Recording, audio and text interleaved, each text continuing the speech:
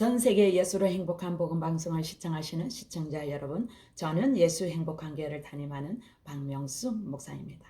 사도행전 4장 33절 말씀으로 초대교는 날마다 부활절이다 라는 말씀을 나누고자 합니다.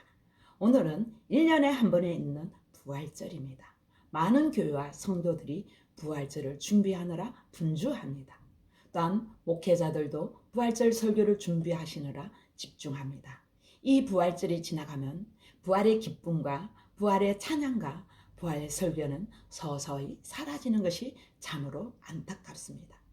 여러분, 우리의 현실을 직시해야 합니다.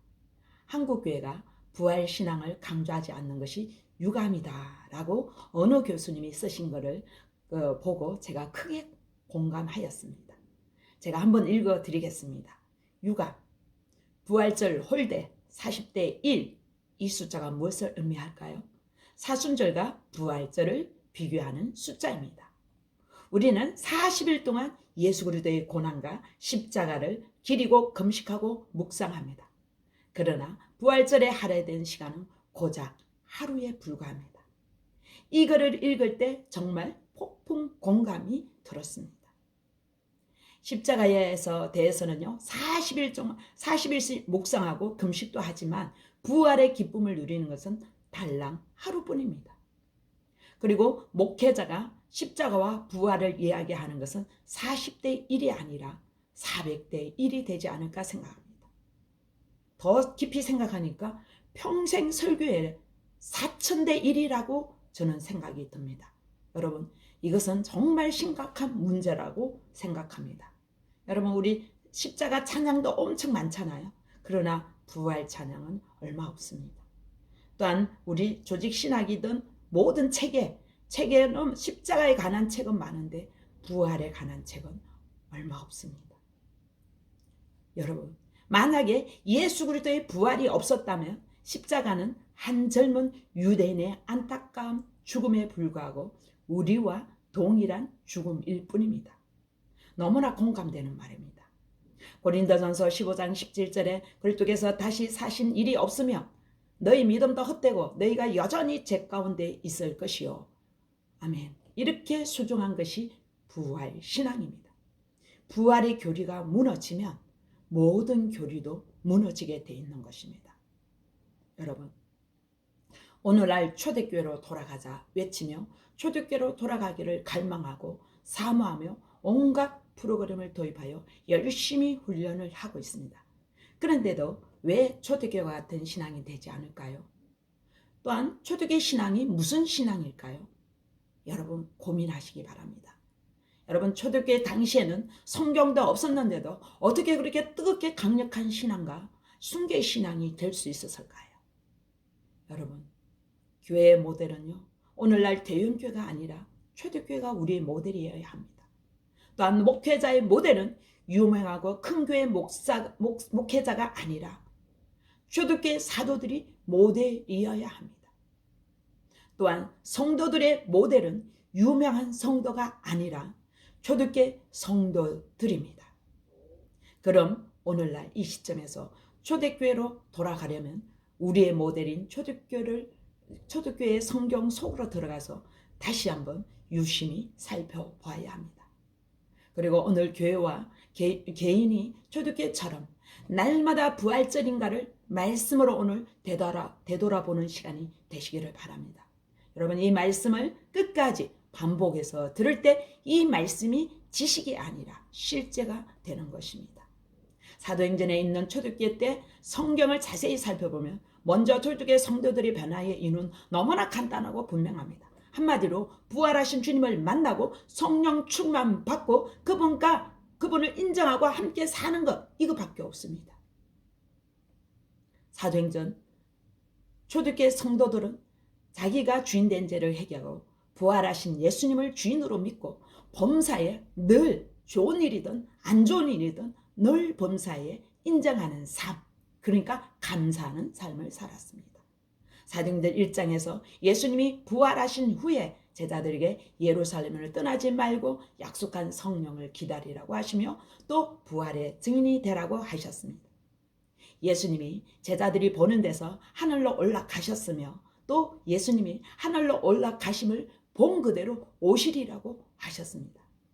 그리고 그들이 유하는 다락방에서 120명 무리들이 모여 기도에 힘쓰며 유다의 빈자리를 채울 제자를 뽑을 때 사도행전 1장 22절에 예수께서 부활하심을 증언할 사람, 즉 부활의 증인을 뽑았습니다. 그리고 사도행전 2장에 보면 오순절날 기도하는 가운데 성령이 임하심으로 성령 충만함을 받았습니다. 성령이 오신 것은 성령의 능력이 나타난 현상을 말씀하시는 것이 아니라 요한복음 15장 26절에 진리의 성령이 오실 때 예수님을 증언하기 위해서 오신 것입니다. 그러면 오늘은 우리가 성령으로 시작해서 성령으로 끝나면 안 됩니다. 성령이 오신 목적은 예수님을 증언하기 위해서, 예수님을 가리키기 위해서, 우리를 예수께로 인도하기 위해서 오셨단 말이에요. 사도행전 2장 14절에 베드로가 성령 충만을 받고 11사도와 함께 오순절 설교를 합니다. 베드로는 사도행전 2장 22절에서 25절에 부활을 설명하기 위해서 시편을 인용하며 예수님이 다윗의 자손으로 오실 것과 다윗이 예수 그리스도의 부활하심을 미리 본 거로 이 예수를 하나님이 살리셨으니 이 일의 증인, 즉 부활의 증인이라고 합니다. 그리고 사도행전 2장 36절에 너희가 십자가에 못 박은 이 예수를 하나님이 주와 그리스도가 되게 하셨느니라 하니까 유대인들이 이 말을 듣고 마음에 찔려서 우리가 어찌할꼬 하고 38절에 보면 베드로가 너희가 회개하고 예수 그리스도 이름으로 침례를 받고 죄사함을 받아라 그리하면 성령의 선물을 받을 것이라고 선포하고 있습니다. 그 말을 받고 구원받은 사람들이 3,000명이나 되었습니다. 여기서 초대교회가 탄생이 되었습니다. 여러분, 우리의 신앙의 생활의 첫 출발이 여기서부터 출발해야 합니다. 초대교인들은 자기가 주인된 죄를 회개하고 죽은 자와 산 자의 주인이신 예수님을 마음의 주인으로 영접함으로 성령의 충만함을 받고 예수님의 부활하심을 증거하는 증인들이 되었습니다. 우리도 예수로 주로 고백하는 것이 아니라 입술로만 하는 것이 아니라 요한복음 16장 9절 예수님을 믿지 않는 이 죄를 즉 뭐예요? 예수님이 주인이신데 자기가 주인된 죄를 회개하고 예수님을 마음의 주인으로 모시고 범사에 좋은 일이든 안 좋은 일이든 범사에 절대 주권을 주님을 주인으로 인정하며 감사하는 삶을 사는 이 초대교회 같은 성도들과 동일한 신앙생활을 하는 것입니다. 베드로와 바울도 감옥에서도 찬양과 감사로 주님께 영광 돌리게 되는 부활하신 예수님을 주인으로 인정하며 감사하는 삶이었습니다. 그러므로 마태복음 7장 21절에서 23절에 주여 주여 하는 자마다 다 천국에 들어가지 않으며 많은 사람들이 주의 이름으로 선지자 노릇하며 귀신을 쫓아내고 많은 권능을 행했지만 주님은 모른다고 하며 불법을 행하는 자들아 내게서 떠나가라고 합니다. 여기서 불법은 예수님이 우리의 주인이신데 여전히 자기가 주인 되어서 사는 교회 안의 사람들에게 말씀하신 것입니다. 또한 사도행전 3장 15절에 너희가 생명의 주를 죽였으나 그랬어요. 하나님이 죽은 자 가운데서 예수를 살리셨으니 우리가 이 일에 즉 부활의 증인이라고 했습니다. 그리고 바울이 전한 복음은 사도행전 13장 16절에서 41절에 보면 하나님이 죽은 자 가운데서 예수님을 살리셨었다. 그래서 우리가 그의 증인이라고 합니다. 사도행전 17장 18절에 바울이 예수와 부활을 전하기 때문에 논쟁이 있었습니다. 고린도전서 15장 3, 4절에 내가 받은 것을 먼저 너희에게 전하였느니 이는 성경대로 그리스도께서 우리 죄를 위하여 죽으시고 성경대로 부활하셨습니다. 다시 사흘 만에 다시 살아나서 어떻게 게바 베드로에게 보이시고 후에 12제자 500여 형제 야고보에게도 보이고 또 바울에게도 보이시고 그러므로 나나 그들이나 뭐예요? 사도들이나 바울이나 이같이 전파하며 너희도 이같이 믿었느니라 하셨습니다. 바울이 예수님으로부터 직접 계시를 받은 내용이 사도행전 2장의 베드로의 설교와 동일합니다. 그리고 사도행전 4장 33절에 사도들이 큰 권능으로 주 예수의 부활을 증거하니 무리들이 큰 은혜를 얻게 되었다고 말씀하고 있습니다. 사도들이 성령 충만을 받고 나서 날마다 살아나신 부활하신 예수님을 증거했습니다. 그래서 사도들은, 이 초대교회 사도들은, 또한 초대교회 성도들은 날마다 부활절이었습니다. 날마다 죄의 권세, 죽음의 권세, 마귀의 권세를 깨뜨리신 승리하신 그 성전가를 날마다 부르며 외쳤습니다. 여러분, 왜 사람이 변하지 않는지, 왜 초대교회 같은 생명력이 있는 역사가 일어나지 않았는지, 그 이유는 사도행전의 초대교회 복음이 아니었기 때문입니다. 이 말은 예수가 주인이 아니라 교회를 다녀도 여전히 자기가 주인되어 있다는 것입니다. 오늘날 신앙의 문제의 원인은 우리의 훈련에 있었던 것이 아니라 가장 근원적인 복음의 문제가 있다는 것입니다. 훈련과 복음의 순서가 바뀐 것입니다. 이것은 제자 양육을 위해 훈련이 필요 없다는 것이 아닙니다. 초대교회 성도들 같이 부활의 주 앞에서 죄를 회개하고 예수를 주인으로 믿는 복음이 먼저 되고 훈련이 되어야 한다는 것입니다. 예수가 주인이 아니라 자기가 여전히 주인 되어서 사람들에게 주인된 사람들에게는요, 어떠한 훈련도 무의미한 것입니다. 아무리 성경을 많이 알고 암송을 하고 달달 외워도, 기도를 많이 하고 봉사를 많이 한다 할지라도 자기가 주인된 상태에서는 초대교회 같은 성도와 같은 그 신앙이 생활이 될 수가 없습니다. 왜? 오늘날 초대교회 같은 초대교회와 현대교회와의 차이는 복음의 문제가 있음을 우리는 직시해야 합니다. 그렇다면 초대교회 같은 생명력 있는 신앙과 교회로 회복되기 위해서는 우리는 사도행전의 초대교회 원형의 복음으로 돌아가야 합니다. 왜냐하면 에베소서 3장 6절에 이는 이방인들이 복음으로 말미암아 그리스도 예수 안에서 함께 상속자가 되고 함께 지체가 되고 함께 약속에 참여하는 자가 됨이니라 하신 말씀과 같이 개인의 신앙도 교회 공동체도 복음으로 세워지기 때문입니다. 이제는 모든 우리의 장가지들을 이제 쳐야 합니다. 오직 초대교회 세운 원형의 복음인 무엇인지를 집중해야 합니다. 사도행전에 나타난 이 복음의 핵심이 무엇인지 보게 되면서 이 시대가 증거하고 있는 복음에 무엇이 부족하고 무엇이 잘못됐는지 우리는 정확히 알게 됩니다. 사도행전에 선포되고 있는 이 복음의 핵심은 죽은 예수가 아니라 살아계신 예수 그리스도, 바로 예수 그리스도의 부활이었습니다. 요한복음 2장 22절에 죽은 자 가운데서 살아나신 후에야 제자들이 이 말씀하신 것을 기억하고 성경과 및 예수께서 하신 말씀을 믿었더라고 말씀하고 있습니다. 그래서 이 말씀에 우리는 부활에 대한 나의 관점을 하나님의 관점으로 완전히 바꿔 놓아버렸습니다. 부활은 하나님께서 사도행전 17장 31절에 모든 사람에게 믿을 만한 증거를 주신 하나님의 승부서였습니다. 이 예수 그리스도의 부활은 초대교회 신앙의 핵심이며 복음의 핵심입니다. 초대교회는 날마다 부활을 전하는 날마다 부활절이었습니다. 오늘날 우리는 부활절이 어떻습니까? 우리는 부활절 날 설교하고 그 다음에는 서서히 부활의 말씀은 없어져 버립니다. 간간히 하는 거 힘이 없습니다. 사도행전 4장 33절에 사도들이 큰 권능으로, 성령의 권능으로 증거한 그 복음은 죽은 예수가 아니라 살아나신 예수, 죽었다가 살아나신 부활하신 예수님을 전했습니다. 많은 사람들이 한국교회가 초대교회로 돌아가야 한다고 말은 하지만 정작 그 초대교회 신앙의 핵심인 이 부활의 복음이 얼마나 큰 능력이 있는지를 잘 모르고 있는 것 같습니다. 여러분, 홍수에 마실 물이 없다고 한 것처럼 요즘과 같이 미디어로 하나님 말씀이 홍수같이 쏟아져 나옵니다. 근데 무조건 다 보고 듣는 것이 아니라 이제는 분별해서 들어야 합니다. 지금 현재 초대교회 사도들이 전한 복음을 전하지 아니하면 이것은 진정한 다른 복음이며 우리를 변화시킬 수 없을 뿐만 아니라 초대교회 신앙을 가질 수 없는 것입니다.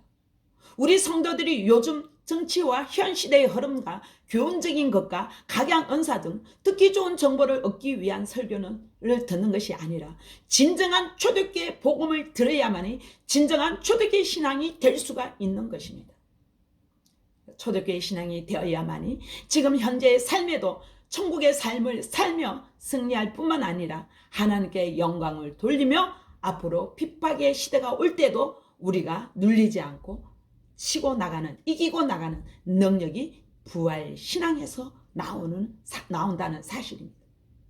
오늘 이 부활절에만 설교를 하고 부활의 기쁨을 날마다 누리지 못한 것이 참으로 마음이 아픕니다. 십자가에만 머물러 있는 이 시대의 신앙을 볼 때 참으로 안타까운 마음이 듭니다. 우리 입에서 십자가 사랑은 많이 고백하고 전합니다. 그러나 죽음의 권세, 죄의 권세, 마귀의 권세를 이기신 살아나신 부활하신 예수님을 얼마나 고백하는지요. 저 또한 부활을 많은 주제 중에 하나로 생각했을 때 이것이 얼마나 타고난 하나님의 승부수인지 전혀 인지를 못했으므로 부활의 복음의 능력이 온전히 드러나지 못한 지식으로 아는 부활이었습니다. 그러나 부활이 여러 사건 중에 하나로 생각하고 오직 십자가 사랑에 매여 부활의 복음의 능력을 경험하지 못했습니다. 그러나 이제는 부활하신 예수님을 만난 후에는 부활은 이 세상을 향한 하나님의 승부수이며 이 세상에서 일어난 그 어떤 사건과도 비교할 수 없는 가장 큰 사건이었습니다. 이것이 천지창조 사건보다 더 크다는 것을 여러분 인지하시기 바랍니다. 요한복음 1장 5절에 세상은 빛이 오셨는데 세상에 빛으로 오셨는데 그 빛은 알아보지 못할 정도로 완전한 어둠입니다. 이 세상은. 그래서 하나님께서는 미리 구약에 예수 그리스도에 대한 예언을 해놓으시고 그 예언대로 예수 그리스도를 다시 살리심으로 예수 그리스도가 바로 구약에 예언된 메시아이며 로마서 1장 4절에 하나님의 아들이심을 온 천하에 선포하신 것입니다. 사도 바울은 사도행전 17장 31절에서 저를 죽은 자 가운데서 다시 살리신 것으로 모든 사람에게 믿을 만한 증거를 주셨다고 선포하고 있습니다. 부활은 하나님께서 모든 사람에게 주신 믿을 만한 증거, 가장 확실한 표적입니다. 이것이 객관적인 증거입니다. 하나님께서는 부활의 표적으로 모든 사람들이 예수를 믿을 수 있도록 이렇게 누구나 믿을 수 있도록 전능하나 천재나 그 남녀노소 불문하고 누구나 믿을 수 있도록 객관적인 증거, 역사 속에 박아놓은 이 부활의 표적으로 믿으라는 것입니다. 그런데 오늘날 우리는 예수님이 하나님이신 것을 무엇으로 믿었습니까? 믿고 있습니까? 혹 병고침으로 또한 하나님은 나에게 축복하심으로 환상, 예언 등의 각양 은사, 기도, 응답 이거는 것으로 이 주관적인 증거로 믿는다는 것은 아닌가요? 그런 증거들은요 제자들이 다 경험했단 말이에요. 싹 다 무너진 믿음이라고 기록되어 있는데 마귀도 모방하고 다른 타 종교에도 있다는 것입니다. 제자들이 여기서 무너졌다고 기록이 되어 있습니다. 오직 하나님만 하실 수 있는 독보적인 증거, 진짜와 가짜를 구별할 수 있는 확실한 증거가 요나의 표적 밖에는 부활 밖에는 없다는 것입니다. 그래서 예수님께서 서기관과 바리새인들의 표적을 보여달라고 요구하였을 때 마태복음 12장 39절에 악하고 음란한 세대가 표적을 구하나 선지자 요나의 표적 밖에는 보일 표적이 없다라고 부활밖에 없다라고 말씀하고 있습니다. 예수님의 제자들은 3년 동안 예수님과 함께 하면서 예수님께서 직접 말씀을 들었고 보통 사람들이 일생 동안 한 번도 체험하기 힘든 기적들을 수없이 보고 직접 체험하기도 했습니다. 그러나 제자들이 체험한 이 기적과 예수님에 대한 고백, 이 모든 것은 예수님의 처참한 그 십자가의 죽음 앞에서 어떻게 됐어요? 마가복음 14장 50절에 제자들이 다 예수를 버리고 싹 다 도망가는 완전히 무너져 버렸습니다. 심지어 베드로는 마태복음 26장 74절에 예수를 저주하며 명세까지 하면서 저 사람을 모른다고 부인하였습니다. 그러나 이런 제자들을 변화시킨 사건이 바로 하나님의 승보수 부활이었습니다. 죽은 예수가 아니라 죽었다가 살아나신 예수를 만나고 나의 주, 나의 하나님으로 바뀌어버린 것입니다. 그래서 죽음 앞에서 벌벌 떨던 그 제자들이 목숨에 칼이 들어와도 순교의 신앙이 된 것입니다. 부활은 제자들의 모든 것을 바꿔 버렸습니다. 사복음서와 사도행전을 연결해서 성경을 읽어보시기 바랍니다. 사복음서에서부터 온갖 기사와 이적과 신앙 고백을 했더라도 무너지는 모리 위에 세운 신앙이며 부활하신 주님을 만난 후에 마태복음 16장 16절에 반석 위에 세운 신앙이 되어서 목숨을 거는 순교의 신앙이 됐다고 사도행전까지 말씀하고 있는 것입니다. 그래서 우리도 십자가 복음에서 부활 복음까지 가야만이 온전한 복음이며 이 온전한 복음이 선포되어야 온전한 초대교회 신앙이 된다는 것을 말씀하고 있는 것입니다. 이것이 성경에 기록된 것입니다. 부활로서 예수 그리스도는 33세 청년이 사람이 살아계신 하나님이신 것을 확정시켜 주는 것입니다. 그 당시 인간 예수를 천지를 창조하신 하나님으로부터 고백한다는 것은 있을 수 없는 일이었습니다. 심지어 예수님의 가족들도 예수님을 하나님으로 믿지 않았습니다. 그러나 부활은 인간 예수가 전능하신 하나님이라는 사실을 정확히 보여주는 확실한 증거였습니다. 그래서 부활하신 주를 만난 후 목숨의 위협 앞에서도 부활을 보고 들은 것을 전하지 아니할 수 없다고 제자들이 목숨을 거는 순교의 신앙이 된 것입니다. 이렇게 부활로 예수 그리스도가 누구인지 확정되는 순간에 예수님께서 이 땅에 하신 모든 말씀이 하나님의 절대 진리이며 그 모든 말씀을 실제임을 증명되는 것입니다. 따라서 성경 말씀을 하나씩 이해하고 깨달아서 믿는 것이 아니라 요한복음 2장 22절에 모든 말씀을 부활로 단번에 믿을 수 있게 되는 것입니다. 더욱 충격적인 것은 예수 그리스도가 누구인지 확정이 되는 순간 예수 그리스도의 십자가는 하나님께서 십자가에서 죽으신 것이며 그분이 흘리신 피가 사도행전 20장 28절에 성자 하나님의 피가 되는 것입니다. 또한 예수 그리스도가 나의 주, 나의 하나님심이 부활로 선포되는 순간 성령께서 요한복음 16장 9절에 예수님을 믿지 않고 내가 주인 되어 산 죄를 책망하시고 회개의 역사가 일어나는 것입니다. 부활은 성경에 기록된 여러 사건 중에 하나가 아니라 모든 것의 최고봉이며 기독교의 심장입니다.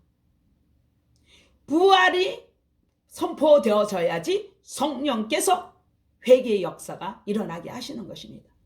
부활 사건으로 인해 예수님의 신분, 예수가 누군지가 알게 되고 예수님의 십자가를 비롯한 모든 사역이 재제몽되는 것입니다. 여러분, 부활이 없다면 고린도전서 15장 17절에 너희 믿음도 헛되고 너희가 여전히 죄 가운데 있을 것이라고 하십니다.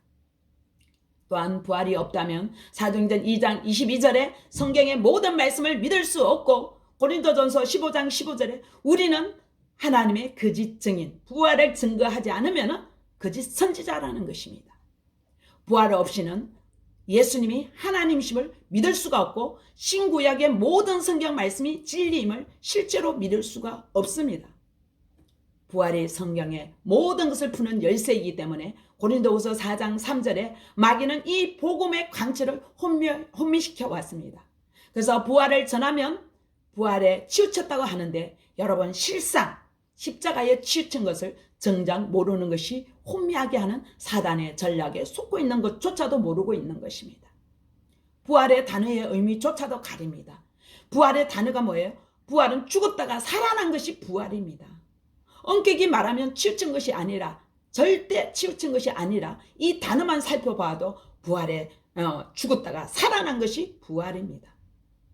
고린도 교회가 예수님께서 부활 승천하신 지 채 몇십 년이 되지 않았음에도 고린도전서 15장 12절에 벌써 부활을 의심하기 시작한 것을 보면 2000년이 지난 지금 이 시대는 이 부활의 복음이 얼마나 흐려지고 약화되었겠습니까? 여러분, 부활한 기독교의 심장입니다. 심장이 우리가 뛰어야만이 우리 몸도 건강하잖아요. 날마다 부활이 선포되어져야지 우리의 믿음 생활에서 죄, 마귀, 죽음 이 모든 것을 승리하신 그 예수님을 주인으로 모시고 살 수 있는, 날마다 성전과를 승리하는 삶을 살 수 있는 것입니다. 여러분, 부활이 없으면 기독교는 없는 것입니다. 초대교회와 같이 지금 이 시대에 하나님의 성부신 부활을 성령의 권능으로 증거할 때 초대교회 같은 신앙이 되며 초대교회 같은 공동체가 세워지는 것입니다. 이제는 초대교회 복음에 집중하고 초대교회 복음으로 돌아가야 합니다. 여러분, 1년에 한 번 돌아오는 이 부활절이 아니라 초대교회처럼 내가 주인 되어 산죄를 회개하고 부활하신 예수님을 주인으로 모시고 범사에 주님을 주인으로 인정하며 날마다 부활의 말씀을 선포하고 부활의 기쁨을 누리는 부활의 산증인들이 되시고 날마다 부활절이 되시기를 부활하신 예수 그리스도 이름으로 축복합니다. 감사합니다.